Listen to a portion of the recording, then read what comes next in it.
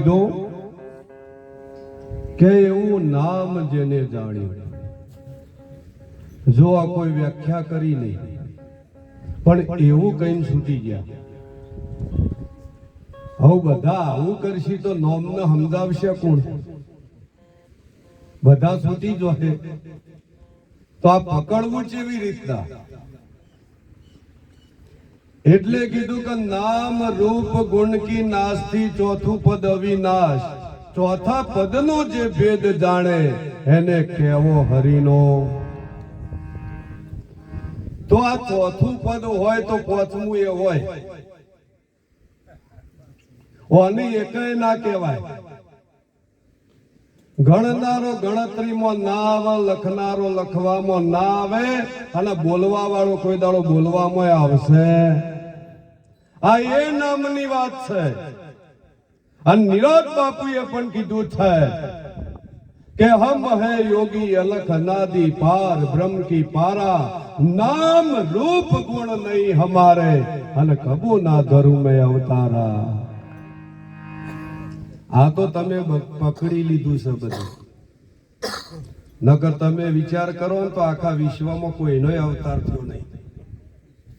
હું તો કહું ભેંસનો અવતાર થયો નહીં. આ તો પકડાઈ ગયું ને હું કરું કે તમે જન્મ્યા ને તમે મરવાના. આ પકડી લીધું તમે. પણ હાચું બોલજો, તમારો જન્મ થયો એ વખત પેડા વેચાતા હતા તો તમને ખબર હતી કે આપણા પેડા વેચવાય છે? આપણને તો ખબર નહીં, પેડા બીજા ખોય છે. અને જે વખત મરી જાય એ વખત લાડવા બીજા ખોય. એટલે આપણને ખબર નહીં આ રમત હું રમાય છે એમ કહું. એટલે આપણામાં જન્મ નથી અને મરણ નથી. જો જન્મ મરણ હોય તો તમને જન્મવાની ખબર પડો, ક્યારે તમે મરવાના છો એ પણ તમને ખબર પડી જોત. પણ તમારામાં આ છે નહીં. રામદેવ પીર મહારાજે એવી સુંદર વાત કરી કે 12 બીજના ધણીને સમરો, નકળંગ નેજા ધારી. બીજ 12નો ધણી જે હોય એને ઓળખી લ્યો. બીજમાં આવ્યો છે એની વાત નહીં કરવાની. આ તો જે વસ્તુ નહીં એને તમે પકડી લીધી છે એટલે તમને આનંદ નહીં આવે. કારણ કે જે ના હોય, ત્રણ કાળમાં જગત નહીં તો જગતની વાત પકડી કેમ તમે? આવું તમારા ગુરુએ શીખવાડ્યું જ નહીં. આ તો તમારી બધી ફિલોસોફી ચાલે છે. બાકી ગુરુની વાત પકડી લ્યો.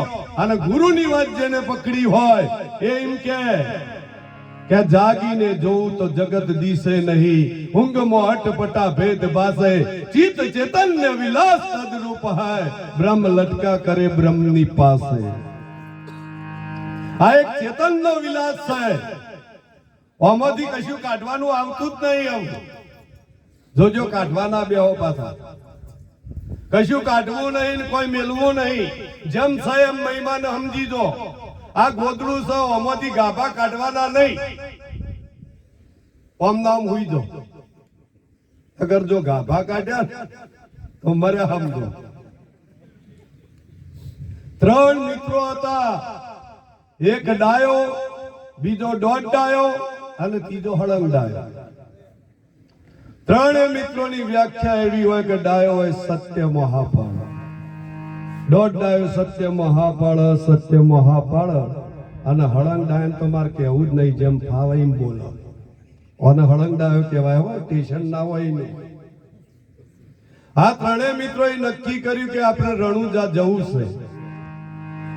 એટલે મહેસાણાના રેલવે સ્ટેશન ઉપર આવીને ઉભા થઈ ગયા. અમદાવાદ હોમથી ગાડી આવતી હતી. ડાયો બોલ્યો કે ગાડી ભરચકશે, આપણને જગ્યા નહીં મળે. દોઢ ડાયો કે મને એવું લાગે. હળંગ ડાયો કે મૂર્ખો, જગ્યા કરવી એ મારું કામ છે, છેલ્લા ડબ્બા બાજુ આવી જાઓ. બધો લઈને છેલ્લા ડબ્બા બાજુ ગાડી આવીને જયારે ઉભી રહી એટલે જૂનું સાયકલ નું ટાયર પડ્યું તું. લાકડીના ઠોડા ઉપર ભરાઈને ગોળ ગોળ ફેરવીને છેલ્લા ડબ્બામાં ફેંક્યું. હાફ આવ્યો, હાફ. આખો ડબ્બો ખાલી થઈ ગયો. જગ્યાની તો હું વાત. આ તમને આવું જ થયું છે. તમે ડોયડીમાં આરોપ કર્યો છે. આ ડોયડીમાં આરોપ છે નહીં, આરોપ જોવાનો નહીં. 3 કાળમાં હાપ નહીં ડોયડીમાં, તો એ હાપ જોયો છે. પછી ડર ઉભો રવાનો ને. એટલે જોવું હોય તો સિસ્ટમ થી જોજો. જ્યાં સુધી રીતથી દાખલો નહીં ગણાય ને ત્યાં સુધી એનો જવાબ નહીં આવે. પછી આ 3 મિત્રો હતા, ઘસઘસાટ હોઈ ગયા. આની આ વાત રેલવે સ્ટેશનના માસ્તર ભાઈ પહોંચી. સાહેબ, જે ગાડી રણુજા જાય છે એના છેલ્લા ડબ્બામાં હાફ આવ્યો. સાહેબે આદેશ કર્યો, છેલ્લો ડબ્બો કાપી નાખો. આ ઘણો ના કપાઈ ગયા છે ભાઈ. આ તો એન્જિન થી જે ડબ્બા લાગ્યા હોય ને એ રણુજા બાળે, પણ એન્જિન થી જે છૂટો થઈ ગયો એ કોઈ દાડો રણુજા બાળવાનો. એમ સદગુરુના કોન્ટેક્ટ થી કોઈ જુદો થઈ ગયો તો જ્ઞાન કદીએ મળશે નહીં. આ તો સદગુરુના કોન્ટેક્ટમાં રહેવું પડે. જો તમે કોન્ટેક્ટ નંબર લ્યો તો આને તમારે વાતચીત થાય, ન કરે સિવાય થાય. હવાર પડ્યું એટલે પેલો ડાયો ઉઠ્યો, પેલા બેને જગાડ્યા, એટલે જાગો. મને એવું લાગે છે કે આપણો વયના હોય ને એવું લાગે. દોઢ કે મને એવું લાગે. હળંગ ડાય કે મૂર્ખો, બધો રેલવે સ્ટેશન રણુજા જેવો જ હોય, કોઈ ફરક હોય? જો આ તો હળંગ સમજી ગયા. એમ ભગવાન ને તમે હળંગ સમજશો નહીં. ભગવાન બધું ના હોય. કેટલા ભગવાન છે તે તમે કહો થોપલા મોસન, ઓમોસન. આ તો બધી ફિલોસોફી છે યાર. ભગવાન તો એક જ હોય. આખા વિશ્વ લેવલે એક જ પરમાત્મા છે.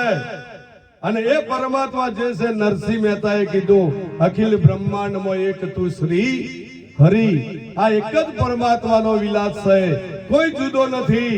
આપણે કોઈ સંપ્રદાયમાં પડવાની જરૂર નથી. આપણે જ્ઞાનથી લેવા દેવા છે, સંપ્રદાયથી લેવા દેવા નથી.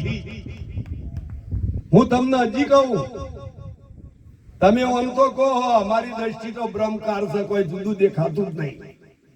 આના પશુ હોય કે આ છી આયા લે ચોના હું અરે એટલે આ જુદાગરો નહીં પડતો. સાહેબ, દ્રષ્ટિ એવી બનાવો કે ઓખ મારી ઉઘડો ત્યાં સીતારામ. કોઈ કહેવા કથવાનો વિષય નહીં ભાઈ. ભક્તિમાં તમે ભગત છો એવું એ દેખાવું નહીં, મહારાજ છો એવું એ દેખાવું નહીં. પણ તમારી જયારે ભક્તિ પ્રગટ થશે એટલે આખા વિશ્વમાં ખબર પડી જશે. એની કોઈ એડવર્ટાઇઝ કરવાની જરૂર, કોઈ એડવર્ટાઇઝ નહીં કરવાની. એટલે તો ભજનમાં કીધું, કેમ રહીએ ગુરુ વિના, કેમ રહીએ, કેમ રહીએ ગુરુ વિના, કેમ રહીએ, કેમ રહીએ ગુરુ વિના, કેમ રહીએ.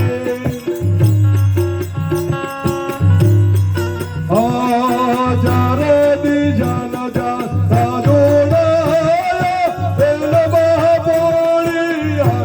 ગુરુ વિના કેમ રહીએ, કેમ રહીએ ગુરુ વિના, કેમ રહીએ.